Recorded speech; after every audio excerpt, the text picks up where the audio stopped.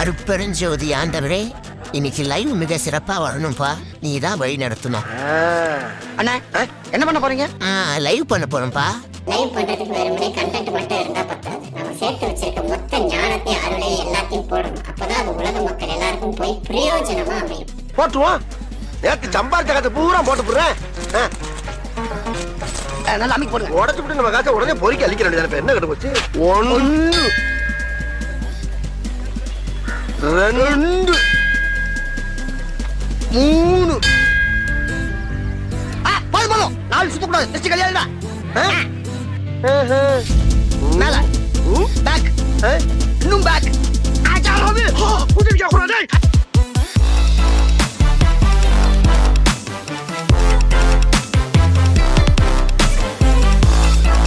ஓகேவா? ஆரம்பிச்சு வேண்டியதா. திருவிளங்க சிவயோக சித்தியெல்லாம் விளங்க, சிவஞான நிலை விளங்க, சிவா அனுபவம் விளங்க, திருவிளங்கு திருத்தில்லை திருச்சிற்றம்பலத்தே திருக்கூத்து விளங்க, ஒளி சிறந்த திருவிளக்கே உருவிளங்க, உயிர் விளங்க, உணர்ச்சி அது விளங்க, உலகமெல்லாம் விளங்க, அருளுதவு பெருந்தாயாம் மறுவிலங்கு குழல் வள்ளி மகிழ்ந்தொருபால் விளங்க, வயங்கு மணி பொது விளங்க, வளர்ந்த சிவக்கொழுந்தே கலங்கம் நீத்து உலகம் களிப்புற மெய்நெறி விளங்க, என்னுள்ளே விளங்கு மெய்ப்பொருளே அருட்பெருஞ்சோதி அருட்பெருஞ்சோதி தனிப்பெரும் கருணை அருட்பெருஞ்சோதி பெருந்தயவு. அனைத்து ஆண்மனை சகோதர உறவுகளுக்கும் அடியனின் தயவான பணிவான வந்தனம். இற்றை பொழுது பாத்தீங்கன்னா நம்ம எதை பார்க்க போறோம் அப்படின்னு பாத்தீங்கன்னா big live part 3. The most wait பண்ணிட்டு இருந்த ஒரு லைவ் தான் இந்த பிக் லைவ். வருஷம் எது நடக்கிறதோ இல்லையோ ஒரு பிக் லைவ் நடத்தி விடுவோம் என்ற அடிப்படையில் அதை நம்ம தொடர்ச்சி போயிட்டு இருக்கோம். ஸோ அந்த பிக் லைவ் பார்ட் 3ல தான் இந்த முறை நான் சக்ரா சீரீஸை எடுத்து போயிட்டுருக்கோம். ஸோ இந்த சக்ரா சீரீஸ் பார்த்தீங்கன்னா சக்ரா சீரீஸோட ஒரு முதல் காணொலியை நம்ம வெளியிட்டோம். ஸோ இதில் மூலாதாரத்தை பற்றி நம்ம ஓரளவுக்கு அதில் விளக்கியிருந்தோம். இப்போ மூலாதாரத்தை தாண்டி இன்னும் அதிக சக்கரங்கள் இருக்குது, மேலே சில சக்கரங்கள்லாம் இருக்குது. அந்த சக்கரங்களை பற்றி நாம் இன்னும் இன்டீட்டெயிலாக ஒன்று விஷயமா நம்ம பாட்டு அக்கா பிரித்து பார்க்க போகிறோம். ஸோ அதுதான் இந்த லைவு. ஸோ இந்த லைவ் பார்த்திங்கன்னா ரொம்பவே மகிழ்வாக இருக்கும், ரொம்ப சிறப்பாக இருக்கும், ரொம்ப ஜாலியாக இருக்கும். ஸோ அதனால் எல்லாருமே உங்களுடைய ஒரு டைமை அடுத்த ஒரு மணி நேரத்துக்கு ஃப்ரீ பண்ணிக்கோங்க. கடைசி வரைக்கும் இருந்து பாருங்கள், எல்லாமே முக்கியமானது தான். ஆனால் அடுத்த ஒரு ½ மணி நேரம் 1 hour ரொம்ப ரொம்ப முக்கியமானது. ஏன்னா இந்த லைவோட முக்கியமான விஷயங்களை எக்ஸ்பிளைன் பண்ணுறதுக்கு அதுக்கான பேசிக் ஸ்ட்ரக்சர்ஸ் எல்லாமே இப்போ அடுத்த ஒரு ½ hour தான் தெரிவிக்கப்பட போகிறது. ஸோ அதனால் கொஞ்சம் ஒரு ½ hour மட்டும் ஃபோக்கஸ்டாக இதுலேயே உங்களுக்கான ஒரு இடத்தையும் மனநிலையையும் உருவாக்கிக்கிறோங்க என்பதை நான் தயவோடு தெரிவிச்சுக்கிறேன். ஸோ வாங்க நம்ம காணொலிக்குள்ளே போகலாம். இது NNA spiritual network live big live part 3 chakra series. இப்படி சொல்லக்கூடாது, பிக் லைவ் பார்ட் 3 வழங்கும் சக்ரா சீரீஸ்.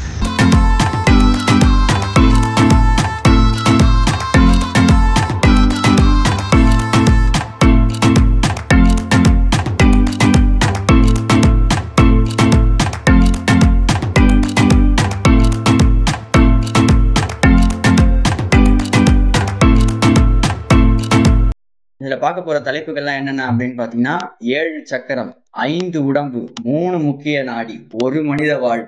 இதை ஒரு பஞ்ச் டைலாக் மாதிரி இதை வேற அடிக்கடி சொல்லிக்கிட்டு இப்படி தெரிஞ்சிட்டு இருக்கான் அப்படின்னு நினைக்கலாம். ஏப்பே விடாம பேசுற பார்த்தா ஒரே டைலாக தான் ஊருக்குள்ள சொல்லி தெரியற போல இருக்கு. ஆனால் இதெல்லாம் தான் உண்மையிலே பஞ்ச் டைலாக்காக பார்க்கப்பட வேண்டியது வைக்கணும். ஏன்னா இதெல்லாம் பற்றி யோசிச்சாதான் நமக்குள்ள இதெல்லாம் இருக்குது, இதெல்லாம் நம்ம எப்படி டேக்கிள் பண்ண போகிறோம்னு யோசிச்சோம்னாலே நமக்கு இந்த வாழ்வை சீர்மைப்படுத்துறதுக்கான ஒரு தன்மை வரும். ஸோ அதனால இதை மீண்டும் மீண்டும் சொல்கிறது. 7 சக்கரங்கள், 5 உடம்பு, 3 முக்கிய நாடிகள், 1 மனித வாழ்வு அப்படின்னு சொல்லிட்டு ஒரு டைலாக் மாதிரி. சரி, ஓகே வாங்க. ஸோ இப்போ நம்ம 7 சக்கரங்கள் இதோட தலைப்புகளை பற்றி தான் நம்ம பார்க்க போகிறோம். இதில் இல்லாத சில ஒரு முக்கியமான ஒரு தலைப்பும் இதில் இருக்குது. அதை நான் இதில் இன்க்ளூட் பண்ணலை நேரம் காலம் கருதி. பட் அது ரொம்ப இன்ட்ரெஸ்டிங்கானதாக இருக்கும், உங்களுக்கு ஒரு ஐ ஓப்பனிங்காக இருக்கும். அது என்னன்றதை நம்ம சொல்கிறேன். ஸோ இப்போ ஃபஸ்ட்டு நம்ம எதுலேருந்து ஆரம்பிக்கலாம் அப்படின்னு பார்த்தீங்கன்னா இந்த நாடிகள்லேருந்து ஆரம்பிக்கலாம். இந்த 3 முக்கிய நாடிகள் என்ற அந்த நாடிகள்லேருந்து தான் நான் ஃபஸ்ட்டு ஆரம்பிக்க போகிறேன். ஸோ நாடிகள் என்று நம்ம பார்க்குறப்ப பார்த்தீங்கன்னா நம்முடைய உடம்புல மொத்தம் 72,000 நாடிகள் நம்ம உடம்புல மட்டுமே இருக்குது. அது எல்லாத்தையும் நான் இப்போ பார்க்க போனால் எப்படி இருக்குது பாருங்கள். இது எல்லாத்தையும் இப்போ நான் ஒன்று ஒன்றா விளக்க போகிறேன்னா கிடையாது. இது எல்லாத்தையும் 72,000 நாடிகளையும் நான் விளக்கணும்னா என்னைக்கு ஆறுது என்ன போகிறது. ஸோ அதனால் அவ்வளோத்தையும் நான் அடியேன் உங்களுக்கு விளக்க போகிறது இல்லை. ஒரு முக்கியமான சில நாடிகளை பற்றி தான் நான் விளக்க போகிறேன். அதுக்கு முன்னாடி உங்ககிட்ட நான் ஒரு விஷயத்த முக்கியமாக சொல்லி ஆகணும். அது என்ன அப்படின்னு பார்த்தீங்கன்னா, தயவு கூர்ந்து எல்லாரும் உங்களால் நோட்டு பேனா இதில் எல்லாத்தையும் எடுத்து வச்சுக்கோங்க. ரொம்ப முக்கியம் குறிப்பு. நான் ரொம்ப பெரிய குறிப்புலாம் கொடுக்க மாட்டேன். டக்குன்னு ஒரு 2 குறிப்பு அதெல்லாம் வந்துன்னா அப்பப்போ அப்படி நோட் பண்ணி இப்படி வச்சுக்கோங்க. ஏன்னா அதெல்லாம் ரொம்ப முக்கியம். அப்புறம் நீங்களே போய் இப்படி சொல்லியிருக்காங்க, இது என்ன இது இப்படி இருக்குது இது இப்படி இருக்குன்னு சொல்லிட்டு நீங்கள் விசாரம் பண்ணீங்கன்னா, விசாரம் பண்ணணும். அது பேர் தான் விசாரம். வள்ளல் பெருமான் சொல்லியிருக்காருல, விசாரம் செய்யுங்கன்னு சொல்லிட்டு. ஸோ கூட்டாவது செய்யுங்கள் தனித்தாவது செய்யுங்கள்ன்றாங்கல்ல. ஸோ அப்போ கூட்டாக செய்கிறது ஒரு பக்கம் இருந்தாலும் தனித்து நம்ம விசாரம் பண்ணணும். ஸோ அதுக்கு நீங்கள் இந்த மாதிரி நோட்லாம் போட்டு வச்சுட்டு பண்ணாதான் இன்னும் சிறப்பாக இருக்கும். அதனால் அந்த நோட்டு பேனாலாம் எடுத்து வச்சுக்கோங்க. ரொம்ப முக்கியமானது என்பதை தெரிவித்துக்கொண்டு இப்போ நம்ம போவோம். நாம் இப்போ விளக்க போகிற சக்கரங்கள் பற்றி நம்ம விளக்க போகிறதும் சரி, அது சம்பந்தமான சில சூக்குமமான சில விஷயங்களை விளக்க போகிறதா இருந்தாலும் சரி, எல்லாமே வந்து ஒரு எவிடன்ஸ் பேஸில் தான் நம்ம போகிறோம். சயின்ஸ் பேஸில் தான் நம்ம போகிறோம். எதுவுமே வந்து இது இப்படிப்பட்டது அது அப்படிப்பட்டதுன்ற மாதிரியெல்லாம் இல்லாமல் ஒரு எவ்வளோக்கு எவ்வளோ ஆதாரப்பூர்வமாகவும் ரொம்ப இயல்பாகவும் ஏற்றுக்கக்கூடியதாகவும் இருக்குமோ அந்த அளவில் தான் நம்ம போகிறதுக்கு அடியேன் வந்து விளையிறான் என்பதையும் நான் முதல்ல தெரிவிச்சுக்கிறேன். சரி, இப்போ நாடிகள் அதை பற்றி தான் நம்ம பார்க்க போகிறோம். இந்த நாடினா என்ன அப்படிங்கிறத ஃபஸ்ட்டு நான் உங்களுக்கு விளக்கம் கொடுத்துறேன். நாடினா என்ன அப்படின்னு பார்த்தீங்கன்னா, ஒரு குழாய், ஒரு வழி, ஒரு பைப்லைன், ஒரு கனெக்ஷன். இதுதான் வந்து நாடியோட ஒரு தன்மை. சரிங்களா? நாடின்னு சொல்கிறாங்கல்ல, நாடி எல்லாமே என்னன்னா அந்த ஒரு குழாய் தான் அது. அந்த நாடியின் வழியாக வந்து என்ன போவோம்னா, ரத்தம் போவோம், நீர் போவோம், அதே சமயம் காற்று போவோம். ஸோ இது எல்லாமே உள்ளே போகிறதுக்கான ஒரு இதுதான் வந்து நாடி. சரிங்களா? ஏன் நாடி அப்படின்ற அந்த பேர் வருதுன்னா, நாடுதல். ஒன்றுத்த நாடி தான் அதுக்குள்ள ஒரு போகிற அந்த விஷயன்றது இருக்கும்.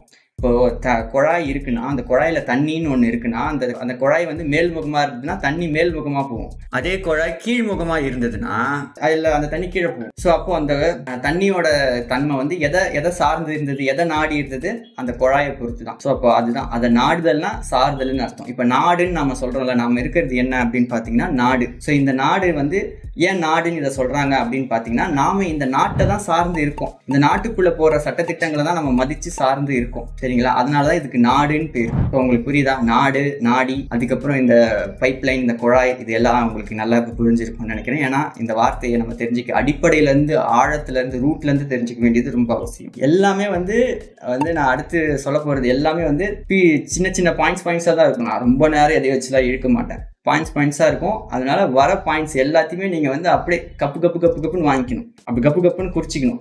அது மூளையிலையோ இல்லை கையிலையோ ஏதோ ஒன்று கப்புன்னு நீங்கள் வந்து குறிச்சிக்கணும். சரிங்களா? சரி, இந்த 72,000 நாடியும் நம்ம பார்க்க போகிறது இல்லை. இந்த 72,000 நாடியில் நம்ம முக்கியமாக பார்க்க போகிறது சில நாடிகள். அதுதான் என்ன அப்படின்னு பார்த்தீங்கன்னா, ஒரு 10 நாடிகளை தான் நாம் வந்து முக்கிய நாடிகளாக பார்த்து கருதுறோம். அந்த நாடிகளோட பேர் தான் வந்து இடகலை, பிங்கலை, சுழுமுனை, சிகுவை, புருடன், காந்தாரி, அத்தி, அலம்புடை, சங்கினி, குகு அப்படிங்கிற இந்த நாடிகள் கேள்விப்பட்டிருக்கேன். கம்பி பதம் கேள்விப்பட்டிருக்கேன். குலோப் ஜாமுன் சக்கரை பாகுக்கு அப்படி சொல்லுவாங்க. இதென்ன ஒருவேளை சேட்டுக்கடை முட்டாயா இருக்குமோ?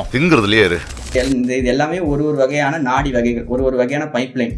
இந்த நாடிகளுக்கு உள்ள ஒரு வகையான வாயு, காற்று வந்து போகும். ஸோ அந்த வாயுக்கள் என்ன சொல்லுவாங்கன்னா தச வாயுக்கள் அப்படின்னு சொல்லுவாங்க. இதை வந்து தச நாடிகள்னுவாங்க.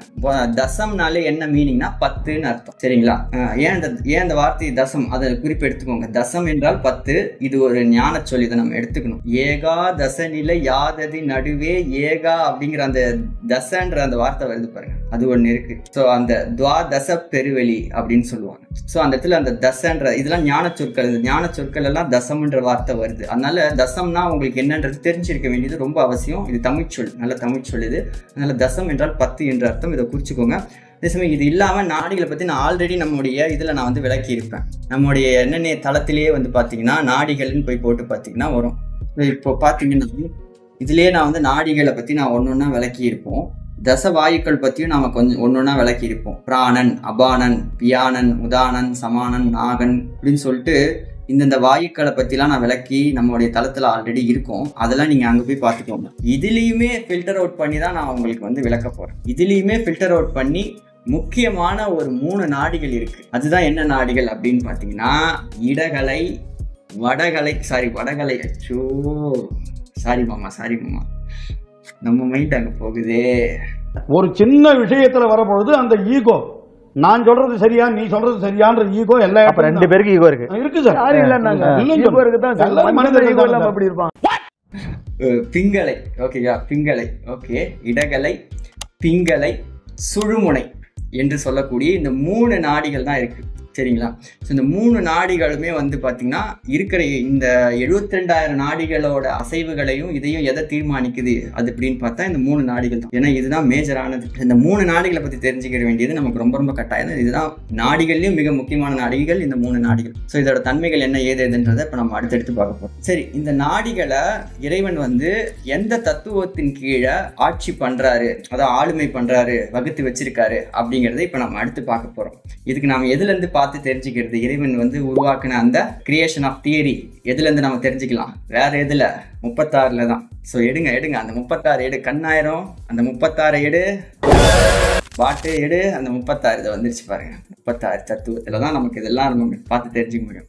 ஸோ அந்த 36 தத்துவத்தில் மாயைன்ற அந்த தத்துவத்தில், அதுவும் சுத்தமும் அசுத்தமும் மாயும் சேர்ந்த இந்த தத்துவத்தில் கலை அப்படிங்கிற ஒரு தத்துவம் இருக்கிறது.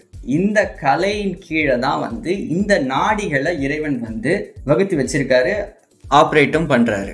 இந்த கலைன்ற இந்த தத்துவத்துக்கு கீழே தான். சரிங்களா? இதில் பார்த்துக்கோங்க. ஓகேங்களா? இந்த கலைன்ற வேர்டுமே உங்களுக்கு வந்து தெரியுது. இந்த இடகலை, பிங்களை, வாலே வருது, இடகலை, பிங்களை, சுழுமனை, இந்த கலைன்ற இந்த கலைகள் எல்லாமே எதுன்னு பார்த்தா வாயுக்கள் போகிற ஒரு பாதை, ஒரு இதுதான், ஒரு வழி தான். சரிங்களா?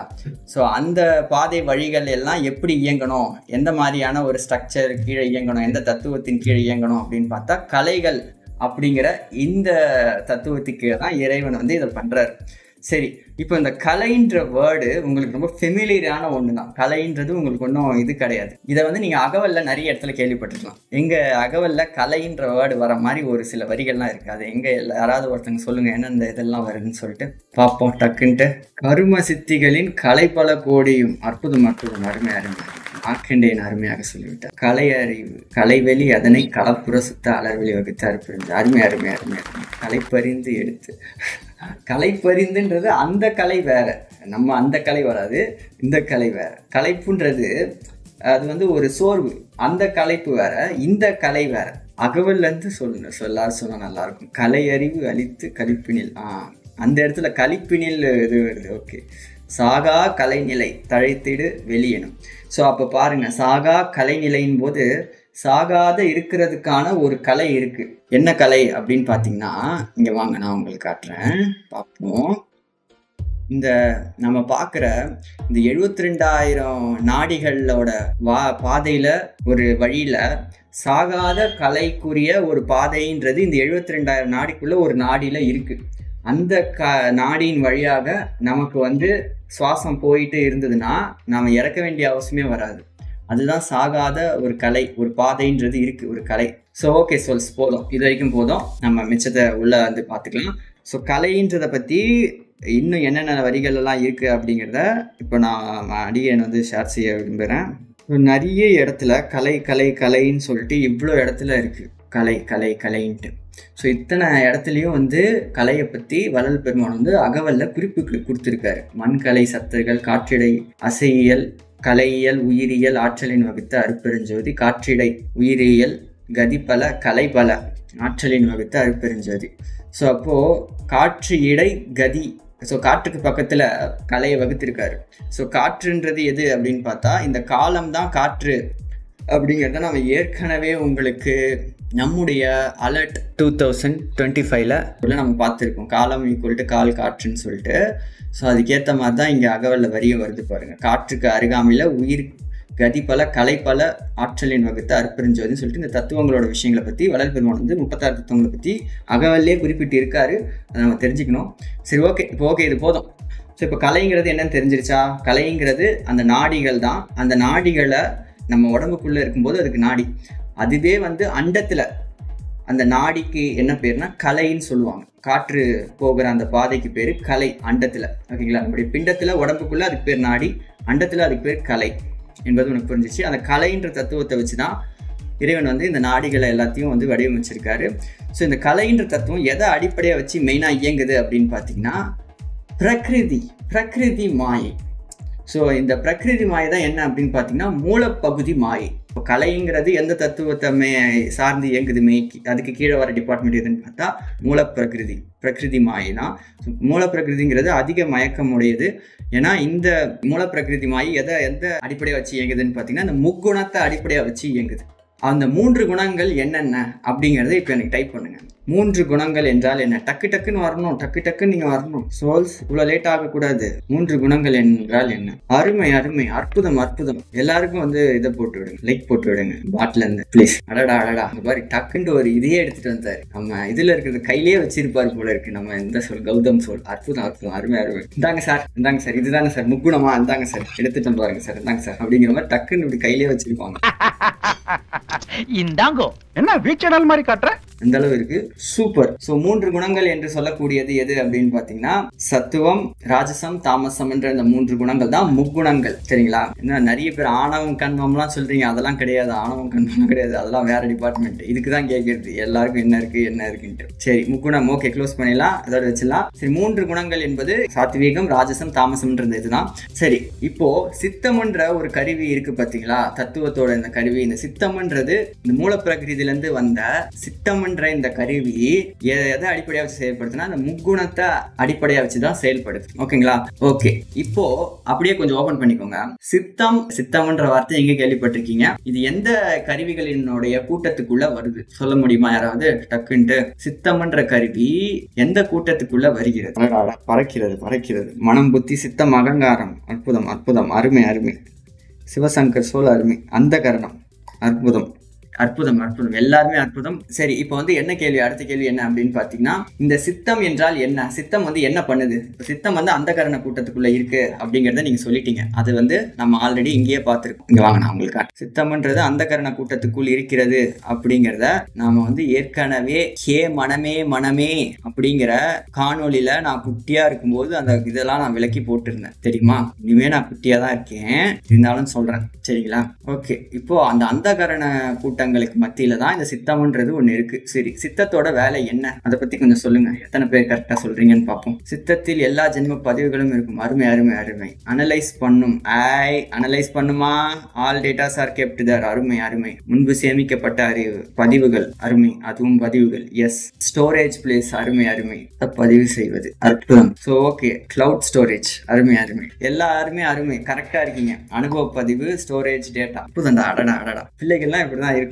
சரி, இப்போ இந்த சித்தத்துலதான் சித்தம் பதிவு செய்கின்ற ஒரு இடம். அதுல எந்தவித மாற்றமும் கிடையாது. சரி, இப்ப நான் உங்ககிட்ட இன்னொரு முக்கியமான ஒரு கேள்வி கேட்க போறேன். அது என்ன அப்படின்னு பாத்தீங்கன்னா இந்த சித்தம் பாத்தீங்கன்னா நம்முடைய உடம்பில் எந்த இடத்தில் உள்ளது அப்படிங்கறத இப்ப அடுத்த கேள்வி. இந்த சித்தம் நம்முடைய உடம்பில் எந்த இடத்தில் உள்ளது? கேள்வி கொஸ்டின் புல் பண்ண போறேன். ஓட் பண்ணுங்க பாப்போம். எத்தனை பேர் ஓட் பண்றீங்க என்னன்றது ஓபன் பண்ணுங்க. 35 பேர் ஓட் பண்ணிருக்கீங்க இது வரைக்கும். இது ரொம்ப முக்கியமான ஒரு கேள்வி. இது நமது உடம்பில் சித்தம் எங்கு உள்ளது? ஏன்னா நான் இது வரைக்கும் நம்ம சேனல்ல இதை பத்தி நான் சொன்னதே கிடையாது. இது வரைக்கும் நம்ம சேனல்ல நாம சித்தம் எப்படி செயல்படுகிறது அப்படிங்கறத பத்தி தெளிவா விளக்கி இருக்கோம். ஆனா இந்த சித்தம் நம்முடைய உடம்பில் எந்த இடத்துல இருக்கு, எந்த இடத்துல இருந்து இது செயல்படுது அப்படிங்கறத நாம இது வரைக்கும் சொன்னதே இல்லை, ரிவீல் பண்ணதே இல்லை. அதை தான் இப்ப ரிவீல் பண்ண போறோம். இதெல்லாம் தான் மெயினான மேட்டர். எத்தனை பேர் என்ன ஆன்சர் கொடுத்திருக்காங்கன்றத நம்ம பார்ப்போமா?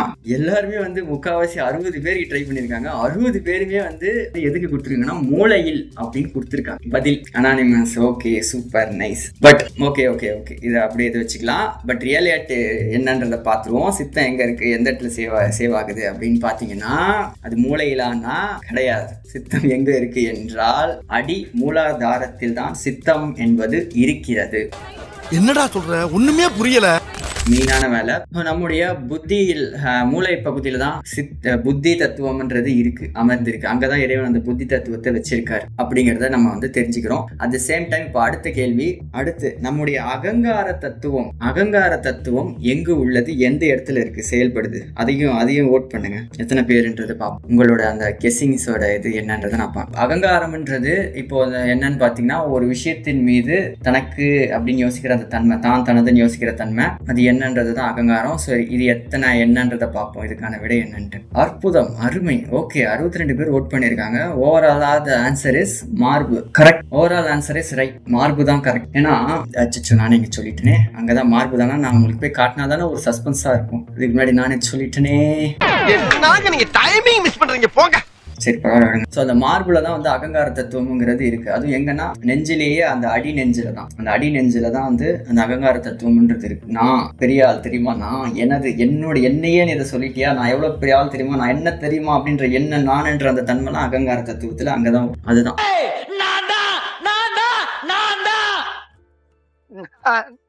நான் லூசுதாங்க, நான் லூசுதான். சரி, இது இல்லாம மிச்சம் இருக்கிறது யாரு அப்படின்னு பார்த்தா இப்ப உங்களுக்கு தெரிஞ்சிருச்சு. புத்தி, சித்தம், புத்தி, அகங்காரம். இது போக மிச்சம் இருக்கிறது மனம். ஸோ அப்ப மிச்சம் இருக்கிற இந்த மனம் எங்க இருக்கு அப்படின்னு பார்த்தா, மனம் வந்து மிச்சம் இருக்கிற இந்த எல்லா இடத்துலயுமே மனம்ன்றது இருக்கும். சரி, இப்ப வந்து பாத்தீங்கன்னா மனசுன்றது நம்மளுடைய கழுத்துக்கு கீழே தான் மோஸ்ட்லி செயல்படும். கழுத்துக்கு மேல அது போகாது.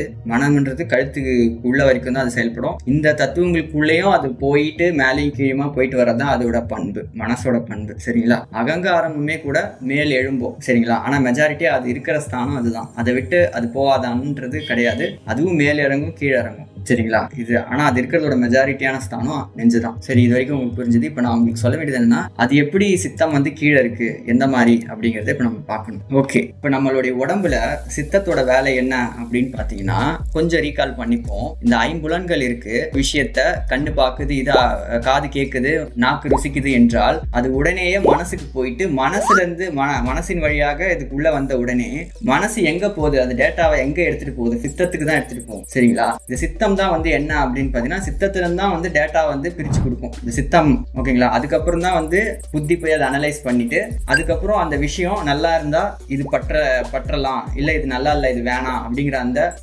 பற்றுதலோட அந்த முடிவெடுக்கிற அந்த வேலையை யார் பாக்குறதுன்னா அகங்காரம். ஏன்னா அகங்காரனாலே என்னது, நான் தான் பண்ணுவேன், எனக்கு அது பிடிச்சிருந்தா தான் பண்ணுவேன், எனக்கு சாதகமா அப்படின்றத யோசிக்கிறதே அகங்காரம். சோ அந்த வேலையை அகங்கார தத்துவம் பாக்குது. ஓகேங்களா? சோ இப்படி இருக்கிற பட்சத்துல நம்முடைய உடம்புல, இப்போ உங்க உடம்புல வச்சுக்கோங்களேன், நீங்க பாக்குறீங்க, கேட்கறீங்க, ருசிக்கிறீங்க, எதையோ ஒண்ணு பண்றீங்கன்னா, அது ஏற்பட்ட உடனே, அது உள்ள போன உடனே ஏதோ ஒரு விஷயத்த இன்டேக் பண்றீங்க, இந்த ஐம்புலன்களின் வழியாக இன்டேக் பண்றீங்கன்னா, அதான் மனசு. இந்த ஐம்புலன்களோட வழியாக இன்டேக் பண்றீங்கன்னா, இன்டேக் பண்ண உடனே எங்க போகுது அப்படிங்கறத நீங்க சொல்லுங்க. ஃபர்ஸ்ட் நான் அந்த ஒரு கேள்வியும் கேட்கிறேன். நமது உடம்பில் ஏற்படும் உணர்ச்சி முதலில் எந்த பகுதிக்கு செல்கிறது? இப்ப நான் ஒண்ணு சாப்பிட்டேன், ஒரு நாக்குல ஒரு ருசி விழுந்தது. இந்த ருசி விழுந்துச்சுன்னு உடனே இது எங்க போய் ஃபர்ஸ்ட் இந்த உடம்புல யாருக்கு போய் முதல்ல தெரிவிக்கப்படுது அப்படிங்கறத கொஞ்சம் சொல்லுங்க. எந்த பகுதிக்கு முதல்ல போகுது அப்படின்ட்டு. இதுதான் ஓட்டிங். மூளை பகுதிக்கா, இருதய பகுதிக்கா, வயிற்று பகுதிக்கா, மூலாதார பகுதிக்கா அப்படிங்கறத கொஞ்சம் தெரியப்படுத்துங்க. 16 பேர் ஓட் பண்ணியிருக்கேன். ஓட்டிங்கே பயங்கரமா இருக்கு. ஓபன் பண்ணி பார்த்தா அடடா, மூளை பகுதிக்கும் மூலாதார பகுதிக்கும் மிகப்பெரிய ஒரு இது போய்கொண்டிருக்கிறது, காம்படிட்டிவ் போய்கொண்டிருக்கிறது. மூளை பகுதியா மூலாதார பகுதியா அப்படிங்கிற அந்த ஒரு இது போக்கு. ஓகே, மெஜாரிட்டியான பதில் வந்து மூளை பகுதி அப்படின்னு நம்ம கொடுத்துருக்கோம்.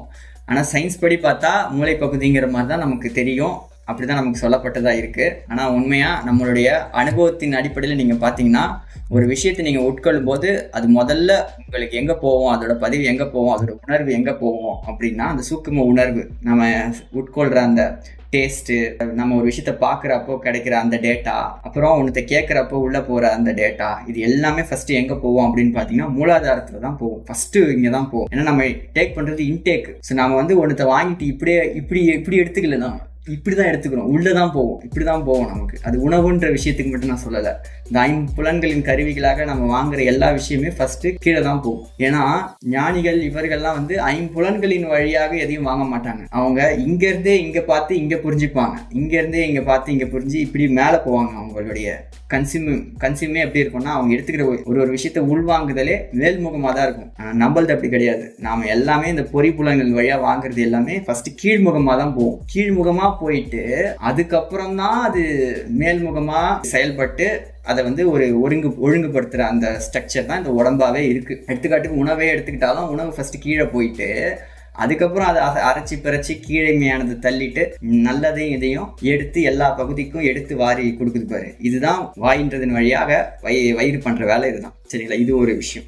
இதே மாதிரி தான் மற்ற புலன்களும் இதுவும் ஃபர்ஸ்ட் கீழே தான் போயிட்டு அதுக்கப்புறம் தான் அனலைஸ் பண்ணி எல்லா பகுதிக்கும் போய் அதை வந்து பிரயோஜனமாக்குறது நடக்கும். சரி, இப்போ இப்படி இருக்கிறப்போ நீங்களே கண்ணை மூடிட்டு ஒரு செகண்ட் இருங்க. உங்களை யாராவது ஒருத்தங்க இப்படி வந்து தொட்டாங்கன்னா அதோட உணர்வு ஃபர்ஸ்ட் கீழே தான் போகும்.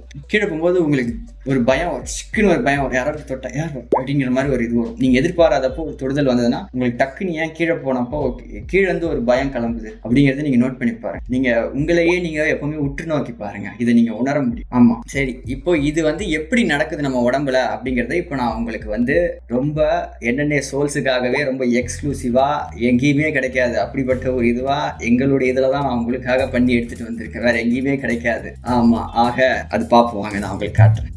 இப்படிப்பட்ட ஒரு விஷுவல் இதை வந்து வேற எங்கேயுமே நீங்க பார்க்க முடியாது. இந்த புலன்கள் வழியா நமக்கு வந்து ஆற்றல் உள்ள போய்கிட்டே இருக்கு. அது வந்து கன்சியூம் இதுலயே இருக்கு, ஒரு விஷயத்தை உள்வாங்கிறதுலயே இருக்கு, அங்க சக்தி இருக்கு. அது சம்பந்தமான கன்சியூம் போயிட்டே இருக்கும்போது அதோட டேட்டா என்ன மனசு வந்து எதையோ இது பண்ணிக்கிட்டே இருக்கிறப்போ கீழே தான் போவோம். இதோட தகவல் என்ன அப்படின்னு சித்தத்துக்கு தான் போவோம். அந்த சித்தத்துக்கு போயிட்டு கீழ்முகமா இருக்கிற அந்த சித்தத்துக்கு போயிட்டு அந்த சித்தம் தான் வந்து என்ன பண்ணணும்னா இதுக்கு சம்பந்தமான அந்த நுகர்ச்சிக்கு சம்பந்தமான ஒரு சக்கரத்தை அது வந்து ஆக்டிவேட் பண்ணி ஆன் பண்ணும். அதுதான் சித்தத்தோட வேலை. அதுக்கப்புறம் தான் புத்தி தத்துவம் வந்து என்ன இங்க ஏதோ ஒரு கருவி அசையுதே, இது சரியா இல்லையா அப்படிங்கிற அந்த விஷயத்த வந்து சொல்லக்கூடியது புத்தி. அது அப்புறம் தான் வரும். எப்பறம் வரும்? இந்த சித்தம் உள்ள போய் டேட்டாவை எடுத்துட்டு அந்த டேட்டா எடுத்ததுக்கு சம்பந்தமான சக்கராவை அது ஆக்டிவேட்டே அது பண்ணிட்ட அப்புறம் தான் புத்தியே வரும். புத்தி வந்து ஓகேவா இல்லையான்றது சொல்லும். சரிங்களா?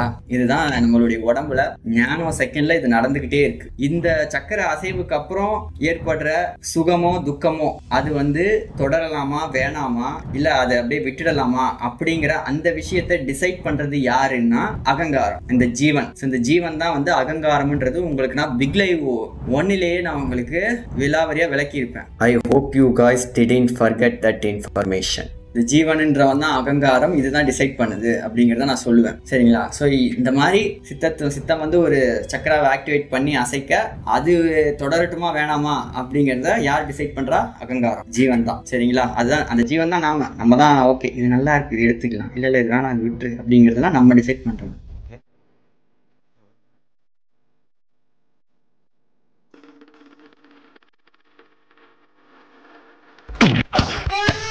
இந்த மாதிரியான விஷயங்கள் நம்ம உடம்புக்குள்ள நானோ செகண்ட்ல இது நடந்துகிட்டே இருக்கு. டக்கு டக்கு டக்கு டக்கு நடந்துகிட்டே இருக்கு. இந்த சக்கரங்கள்லாம் ஆட்டிக்கிட்டே இருக்கு. இதுக்கு ஏற்பபடியான நமக்கு நம்மளுடைய உடம்புல ஒரு மாற்றங்கள் வந்துகிட்டே இருக்கு. நம்ம கான்சியஸ்னஸுக்கு வராமலே இது நம்ம உடம்புக்குள்ள நடந்துட்டு இருக்கு. ஆனா அது அப்படி இருக்கக்கூடாது. நம்ம ரொம்ப கான்சியஸ்னஸா இருக்கணும். சரியா?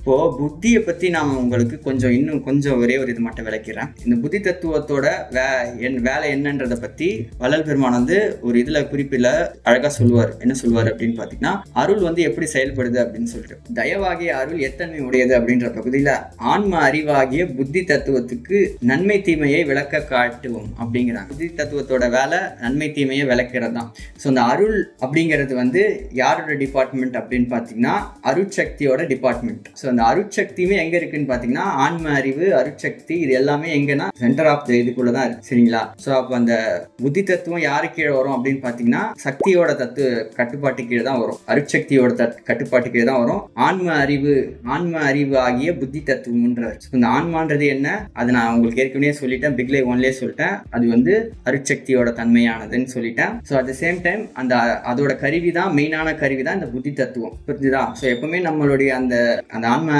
அறிவையே நம்ம கேட்டுட்டு இருந்தோம்னா நம்ம எங்கேயுமே நஷ்டப்பட மாட்டோம், அடி வாங்க மாட்டோம். ஆனா நம்ம அதை கேட்க மாட்டோமே, அதான இப்ப பிரச்சனை. குறுக்கு இந்த கௌசிக் வந்தா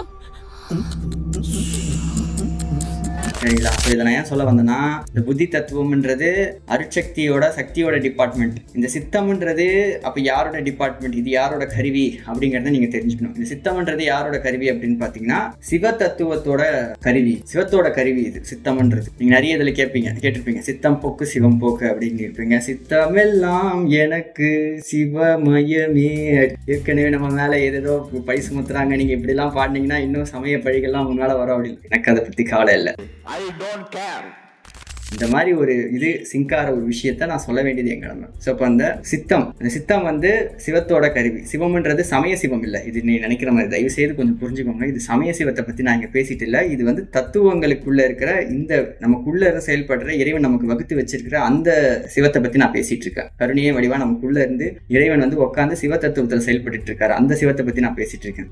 சைவ சிவத்தை பத்தி நான் இங்க பேசல, ஓகேவா? ஸோ இப்போ அப்படி இருக்கிறப்போ இது வந்து சிவத்தோட கருவி இது. ஸோ இப்போ இந்த சித்தத்துக்கும் புத்திக்கும் இடைப்பட்ட இந்த கருத்து தகவல் பரிமாற்றம், இந்த கருத்து இதெல்லாம் தான் வந்து மோதல் தான் வந்து நம்மளுடைய இந்த வாழ்வு, இந்த உணர்ச்சி, இந்த இன்பம் துன்பம் எல்லாமே. இது வந்து நான் ஏன் சொல்றேன் அப்படின்னு பாத்தீங்கன்னா, அந்த சக்தி இந்த சிவம் இது ரெண்டுத்தோட ஒரு சேர்ந்த ஒரு விளையாட்டு, ஒரு இதுதான் இந்த பிரபஞ்சமே அப்படின்னு சொல்லுவாங்க பாத்தீங்களா. அதோட ஒரு இதுதான் அது. தத்துவத்தின் அடிப்படையில பார்த்தா இதுதான் அது, சரிங்களா? அந்த ரெண்டுத்தோட விஷயம் தான் இந்த பிரபஞ்சமே இதுவாகியிருக்கு. சிவமும் சக்தியும் சேர்ந்த ஒரு திருவிளையாடல் தான் இது எல்லாமே அப்படின்னு சொல்லுவாங்கல்ல. ஸோ அது வந்து இதுதான், இது ரெண்டுத்தை தான். சரி, இதோட தன்மை என்னென்னன்றதை நான் பிறகு இன்னும் வேற இதுல நான் சொல்ல வரேன். இந்த சித்தத்தை பத்தின ஒரு குறிப்புகளை அருளாளர்கள்லாம் இந்த சித்தத்தை பத்தி என்ன சொல்றாங்க அப்படிங்கிற ஒரு குறிப்பையும் நான் உங்களுக்கு வந்து மெயினா எடுத்துட்டு வந்திருக்கேன். அது உங்களிடத்துல நான் மெயினா பகிரணும்னு விருப்பப்படுறேன். ஸோ முதல்ல வந்து பாத்தீங்கன்னா மணிவாசகர் ஒரு வார்த்தை சொல்றாரு. என்ன சொல்றாரு அப்படின்னு பாத்தீங்கன்னா, சித்தமல மறுத்து சிவமாக்கி எனையாண்ட அத்தன் எனக்கு அருளிய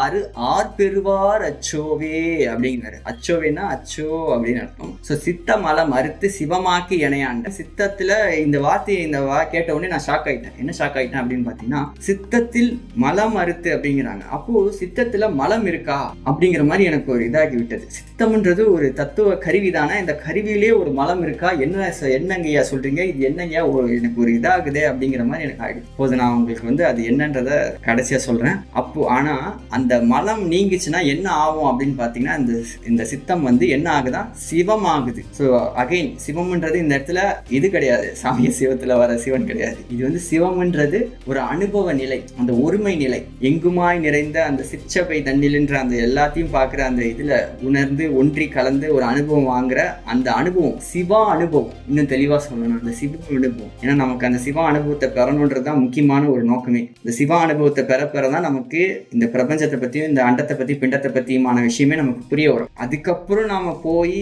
தான் அருட்பெருஞ்சோதி ஆண்டவரோட நிலையை அடையிறது சம்பந்தமான விஷயங்கள்லாம் அதுக்கப்புறம் தான். ஃபர்ஸ்ட் சிவ அனுபவம் ரொம்ப ரொம்ப மஸ்ட். ஸோ அந்த சிவ அனுபவத்தை தான் சிவமாக்குதல் அப்படின்னு சொல்லிட்டு இங்க நமக்கு வந்து இவர்களுடைய அனுபவத்துல இருந்து நமக்கு தெரிய வருது. இந்த சித்தம், அதே சமயம் இந்த சித்தத்தையும் சிவத்தையும் பத்தி திருமூலரோட பகுதியில இருந்தும் எனக்கு ஒரு 2 வரி கிடைச்சது. என்னன்னு பாத்தீங்கன்னா, சுத்தமதாகும் துரியம் புரிவித்து சித்தம் புகுந்து சிவ மையமாக்குமே அப்படிங்கிறாங்க. ஸோ இந்த துரிய நிலையான அனுபவம் பெறப்போ என்ன நிலை ஏற்படும் அப்படின்னு பாத்தீங்கன்னா, சித்தம் புகுந்து சிவமயமாக்குமே. ஸோ அப்போ அந்த சித்தம் அந்த சிவமயம் அப்படிங்கிற அந்த 2 இதையும் நல்லா பாருங்க, ரிலேட் ஆகுது. அப்புறம் தாய்மானவருடைய ஒரு கோட்லயும் ஒரு முக்கியமான ஒரு இது கிடைச்சது, ஒரு தத்துவ குறிப்பு. இதெல்லாமே வந்து சாதாரண இது கிடையாது, வெறுமனே போற்றி பாடுற வரின்றதுக்காக நான் அதை எடுத்துட்டு வரல. ஐயோ சிவம் எவ்வளவு பெருசுன்றதுக்காக நான் இங்க எடுத்துட்டு வரல. இது எல்லாமே தத்துவ குறிப்பு. இந்த தத்துவ குறிப்பை நாம புரிஞ்சுக்க வேண்டிய ஒரு மிகப்பெரிய ஒரு கட்டாயத்துல இருக்கும். தத்துவங்களை புரிஞ்சு அதை கடக்கிறதுக்கான ஒரு முயற்சியில நாம இருக்கணும். அதுதான் நம்மள பண்ண சொல்லியிருக்காங்க. அதுக்கு பேர் தான் என்னது, பிண்ட விசாரணை. ஸோ அந்த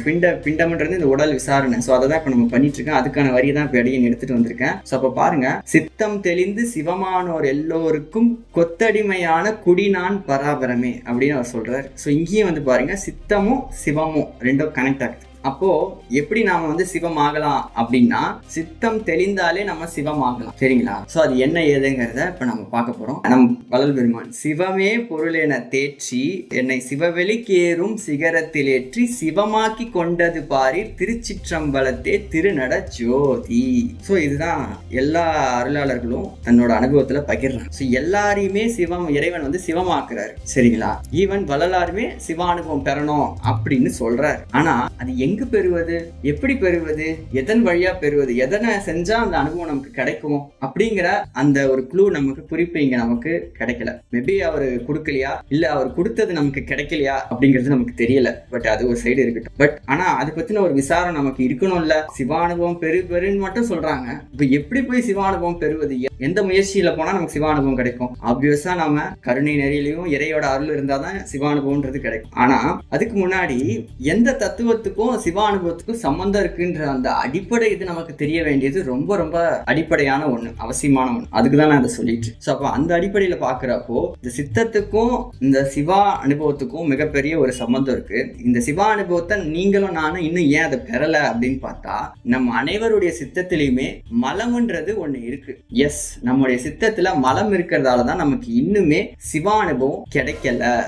இது மிகப்பெரிய ஒரு யோசிச்சு நமக்குள்ளே விவாதிக்க வேண்டிய ஒரு இது, யோசிக்கப்பட வேண்டிய ஒண்ணு. சரிங்களா? 1000 நம்ம பேசுறோம், 1000 நம்ம பண்றோம், இன்னும் நம்ம இறை அனுபூதியே பெறாம நம்ம இருக்கிறது எந்த வகையில நான் சொல்லுங்க. சரி, இப்படி இருக்கிற பட்சத்துல இப்போ இந்த சித்தத்துல எந்த மலம் இருக்கிறது அப்படிங்கிற ஒரு கேள்வி உங்களை நோக்கி வந்து கொண்டிருக்கிறது. இதுக்கு நீங்கள் இப்போது விடை அளிக்கணும். முதல்ல மலம் என்றால் ஒரு 5 மலம் இருக்கு நமக்கு. அதையும் நான் உங்களுக்கு ஒரு சொல்லணும், அது ஒரு கட்டாயம் இருக்கிறது. மலம் என்றால் ஒரு 5 மலம் இருக்கு. ஆணவம், கண்மம், மாயை, திரோதாயி, மாயையம் அப்படின்னு சொல்லிட்டு 5 மலம் இருக்கு. 5 மலத்துல எந்த மலம் சித்தத்தை பிடிச்சிருக்கு அப்படிங்கிற ஒரு கேள்வி நம்ம இப்ப யோசிக்கணும். யோசிங்க, என்னங்கிறத யோசிங்க. இதோ உங்களுக்காக அந்த கேள்வி. இதோ போய் ஓட் பண்ணுங்க, நான் பாக்குறேன். 5 மலத்தினுள் எந்த மலம் அகப்பட்டு, எந்த மலத்தில் சித்தம் அகப்பட்டு உள்ளது அப்படின்னு பாக்குறப்போ 36% பேர் ஆணவ மலம்ன்றாங்க, 24 பேர் மாயை மலம்ன்றாங்க, 16 பேர் கண்ம மலம்ன்றாங்க, திருவதாய மலம், மாயை. நல்லா தானே சொல்லிட்டு இருந்தீங்க எல்லாரும், டக்குனு ஐயா மாறுறீங்க எல்லாரும். ஆணவ மலம்ன்றாங்க. ஆக்சுவலி என்ன மலம் அப்படின்னு பாத்தீங்கன்னா அது ஆணவ மலம் கிடையாது. அது என்ன மலம் என்றால் கண்ம மலம், கர்ம மலம். நம்முடைய சித்தத்துல இருக்கிற மலம் என்ன மலம் அப்படி என்றால் கர்ம மலம், கர்மா தான். ஏன், எப்படி அப்படின்னு நாம இப்ப யோசிக்கிறப்போ, இந்த கர்ம மலம் எப்படி சித்தத்துல இருக்கு, சித்தத்தை பிடிச்சது கர்ம மலம் தான்றதுக்கு என்ன சாட்சி, என்ன உத்தரவாதம், என்ன இதுக்குன்னு கேட்டீங்கன்னா, இந்த சித்தம்ன்ற இந்த இடத்துல, சித்தம் எங்க இருக்கு, இந்த மூலாதாரத்துல தான் பாத்தீங்கன்னா நம்ம இது வரைக்கும் சேர்த்து வச்சிருக்க எல்லா பிறவிகளோட பதிவுகளும் இந்த மூலாதாரத்துல தான் இருக்கு. இந்த மூலாதாரத்துல இருக்குன்றத நம்ம ஆல்ரெடி நம்முடைய அந்த வீடியோ மூலாதார லாஸ்ட் போட்டு அந்த சக்கர வீடியோல சொல்லியிருப்போம். நம்ம இது வரைக்கும் நாம சேர்த்திருக்க இந்த பிறவிகளை சேர்த்திருக்க அனுபவங்களும் விஷயங்களும், அதே சமயம் இந்த பிறவிலையும் நாம சேர்த்திருக்க அனுபவங்களும் விஷயங்களும் எல்லா பதிவுகளுமே சேவ் ஆகிற இடம் தான் என்னது, சித்தம், கிளவுட் ஸ்டோரேஜ் சொன்னா. சோ அந்த பகுதி எங்க இருக்குன்னு பாத்தீங்கன்னா மூலாதாரத்துல தான் நம்முடைய எல்லா அனுபவங்களுமே கீழே மூண்டு ஒரு இது மாதிரி சுத்திக்கிட்டு கீழே தான் இருக்கு, படுத்துக்கிட்டு இருக்கு அந்த நம்மளுடைய அனுபவங்கள் எல்லாமே. சோ அததான் குண்டலினி சொல்றது எல்லாமே உள்ள அப்படியே படுத்துக்கிட்டு இருக்கு. இந்த மூலாதாரத்துல படுத்துட்டு இருக்க பதிவுகள், நிறைய பதிவுகள் இருக்கு பாத்தீங்களா. அந்த பதிவுக்கு சம்பந்தமான ஒரு விஷயத்தை நீங்க இன்டேக் பண்ணும்போது, சாப்பிட்டீங்களோ இல்ல ருசிச்சீங்களோ இல்ல பாத்தீங்களோ இல்ல கேட்டீங்களோ பண்ணும்போது, அந்த இது மூலாதாரத்தை தொடும்போது அதுக்கு சம்பந்தமான பதிவு உங்ககிட்ட இருந்ததுன்னா, மூலாதாரத்துல இருந்ததுன்னா அது என்ன பண்ணும்னா அதுக்கு சம்பந்தமான ஒரு சக்கராவை போய் அது தொட்டு அந்த பதிவை அது மூட்டிவிடும், அந்த உணர்வை அது மூட்டிவிடும். நீங்க ஏற்கனவே பதிவு செஞ்சு வச்சிருக்கிற அந்த உணர்வை அது மூட்டிவிடும். அதுதான் சித்தம் ஒரு நொடியிலையும் பண்ணிக்கிட்டு இருக்கு. சரிங்களா? நீங்க உள்ள வாங்குற ஒரு விஷயமுமே ஃபர்ஸ்ட் மூலாதாரத்துக்கு தான் போகும். மூலாதாரத்துல இருந்து என்ன பண்ணும்னா உங்களுக்கு நீங்க சேர்த்து வச்சிருக்க டேட்டா இருக்கு பாருங்க, அந்த டேட்டா தான் என்னன்னு பாத்தீங்கன்னா கர்மா. நீங்க சேர்த்து வச்சிருக்க கர்மா, நான் சேர்த்து வச்சிருக்க கர்மாலாம் எது எங்க இருக்கு அப்படின்னா இந்த இந்த சித்தத்துக்குள்ளதான் இருக்கு, மலமா இருக்கு. இந்த சித்தன்ற இந்த கருவிக்குள்ளதான் மலமா இருக்கு. இது ஒரு மிகப்பெரிய ஒரு ரிவலேஷன் என்பதை நான் உங்களுக்கு தெரிவிச்சுக்கிறேன். எஸ், ஏன்னா நிறைய பேர் சொல்லுவாங்க, என்ன சொல்லுவாங்க அப்படின்னு பாத்தீங்கன்னா கர்மாங்கிறது இதுதான், கர்மான்றது இப்படிப்பட்டது, அது அப்படிப்பட்டதுன்னு சொல்லுவாங்க. ஆனா அது எப்படி செயல்படுது, எங்க செயல்படுது, எந்த மாதிரி செயல்படுது, அதோட உருவம் என்ன, தோற்றம் என்ன, அது நம்மளுடைய உடம்புல எந்த இடத்துல இருந்து செயல்படுதுன்றதை பத்தி கேட்டா நமக்கு ஜீரோ நாலேஜ். பட் உண்மையிலே கர்மாங்கிறது எந்த இடத்துல செயல்படுதுன்னா ஒரு சித்தத்தோட கருவியாக தான் கர்மாங்கிறது செயல்படுது. ஸோ ஹென்ஸ் ஃபோர் ப்ரூவன் சித்தம் ஈக்குவல் டு கர்மா. ஸோ நம்முடைய சித்தத்தை நாம மாற்றுவோமே ஆனால், சித்தத்தை நல்ல நல்ல விஷயங்கள் போட்டு சிவமயம் ஆக்கினாலே நமக்கு கர்மாலந்து நம்ம விடுபடலாம். கர்மாலந்து விடைபெற்றாலே நமக்கு ஒரு ஆரம்ப அளவிலான சிவ அனுபவம்ன்றது கிடைக்கும். ஸோ இப்போ நம்ம எல்லாருக்குமே என்னன்னா கர்மாலந்தே வெளியே வர முடியாத ஒரு சூழலை தான் நம்ம உட்காந்துக்கிட்டு ஓடிக்கிட்டு போயிட்டு இருக்கோம். ஏன்னா அவ்வளோ டேட்டாஸை உள்ள போட்டு நம்ம உள்ள வச்சிருக்கோம் நம்ம மூலாதாரம். அது அப்பப்போ வெளியில என்ன ஆகுது அப்படின்னு பாத்தீங்கன்னா, சில தேவையில்லாத கர்மாக்களை செய்ய வச்சு மாட்டி விடவும் செய்யுது, சில தேவையான விஷயங்களை செய்ய விடாம தடுக்கவும் செய்யுது. ஸோ அது எந்த மாதிரி தடுக்குது, எப்படிலாம் தடுக்குது, எந்தெந்த மாதிரியான குணங்களா நம்மளை தடுக்குதுங்கிறது தான் அடுத்து நாம இன்டெப்தா பார்க்க போறோம். ஸோ இதை புரிஞ்சுக்கோங்க. நம்முடைய கர்மாவை நம்ம ஜெயிக்கணும் அப்படின்னா நம்ம சித்தத்தை மாத்தினா நம்ம கர்மாவை நம்ம ஜெயிக்கணும் அப்படிங்கிறத இங்க நான் உங்களுக்கு ரொம்ப தீர்க்கமாவே நான் சொல்கிறேன். ஸோ இது ரொம்ப ஒரு முக்கியமான ஒரு இது. ஸோ அதனாலதான் சிலர்லாம் ஏன் குண்டலினியோட அவேக்கனிங் அப்போ ஏன் கண்ணீர் விட்டு அழறாங்க அப்படின்னு பாத்தீங்கன்னா, அப்போ அவங்களோட அந்த பழைய பதிவுகள், அது சார்ந்த பதிவுகள் அவங்களுக்குள்ள இருந்து அந்த பதிவுகள் வெளிவர அதை பாக்குறப்பவே அவங்களுக்கு வந்து அவ்வளோ கஷ்டங்கள் வந்து இதாகும். ஆமா, அந்த அழுகை வரதோட மெயின் ரீசன் தான் சும்மா வரல, அந்த உணர்வு, அந்த இது அப்படியே வெளியில வந்துகிட்டு இருக்கு. அந்த பதிவுகள்லாம் அது அவங்களுக்கு ரிலேட்டான பதிவுகளா இருக்கு, அதனாலதான் அவங்க அழுகுறாங்க. இப்போ உங்களுக்கு சம்பந்தம் இல்லாத ஒரு விஷயம் இதுக்காக நீங்க அழுவீங்களா? அழமாட்டீங்க. உங்களுக்கு சம்பந்தமுடைய ஒரு விஷயம், உங்களுக்கு சம்பந்தப்பட்டவர்களுடைய ஒரு விஷயத்துக்காக மட்டும்தான் உங்களுக்கு கண்ணீர்ன்றது வரும். சம்பந்தம் இல்லாத ஒரு விஷயத்துக்கு கண்ணீர் வராது. அப்படி வந்ததுன்னா நம்ம வேற லெவல் உரிமையுடைய தயவுடையவர்களா இருக்கும். அது வரும், ஒரு காலத்துல வரதான் போகுது, அது எந்தவித சந்தேகமும் இல்லை. ஆனா இப்போ நமக்கு கண்ணீர் வர்றது எதனாலன்னா நமக்கு ரிலேட்டடான ஒரு விஷயத்தினால்தான் வருது. இப்ப கர்மாவுமே எப்படிப்பட்டதுன்னா உங்களுக்கு ரிலேட்டடானதுதான், உங்களுக்கு சம்பந்தம் உடையது தானே தவிர கர்மாங்கிறது உங்களுக்கு சம்பந்தம் இல்லாம எங்கேயோ வந்து தொத்துறதுக்கு வாய்ப்பே கிடையாது என்பதை தெரிவிச்சுக்கிறேன். ஸோ அதனாலதான் அந்த குண்டலினி ஆக்டிவேட் ஆகும்போது அழறதுக்கு காரணம் அந்த கர்மா அவங்களுக்கு, அந்த கர்ம உணர்வு அவங்கள வந்து தூண்டி விடுது, அதனால அவங்க வந்து அழற. இது உங்களுக்கு புரிஞ்சிருக்கும். இதோட நான் இங்க நிறுத்துறேன். இப்போ நான் மெயின் கண்டென்ட்குள்ள போனோம், அதனால நான் இதோட இங்க நிறுத்துறேன். சரி, இப்போ இப்படிப்பட்ட இந்த சித்தம்னா என்னன்றது உங்களுக்கு தெரிஞ்சிருச்சு. இந்த சித்தம் வந்து பாத்தீங்கன்னா, அதாவது இந்த கர்மா வந்து பாத்தீங்கன்னா கிட்டத்தட்ட எப்படின்னா 3 குணங்கள் அடிப்படையில செயல்பட்டுக்கிட்டு இருக்கு. இந்த சித்தம் வந்து சித்தக்கருவி 3 குணங்களை அடிப்படையா வச்சு செயல்பட்டு இருக்கு. சத்துவம், ராஜசம், தாமசம் அப்படிங்கிற 3 வகையான இந்த குணங்களோட அடிப்படையில தான் சித்தம்ன்ற கருவி இயங்கிட்டு இருக்கான். இதெல்லாம் நீங்க இப்ப தெரிஞ்சுக்கணும் வேண்டிய ஒரு கட்டாயத்துல இருக்கீங்க. சித்தத்தை புரிஞ்சுக்கிட்டா கர்மாவை புரிஞ்சுக்கிறதுக்கு சமம். ஸோ அப்போ சத்துவம்னா என்ன ஷார்ட்டா கொடுத்துறேன் எல்லாத்தையும் எக்ஸ்பிளைனா. சத்துவம்னா என்ன அப்படின்னு பாத்தீங்கன்னா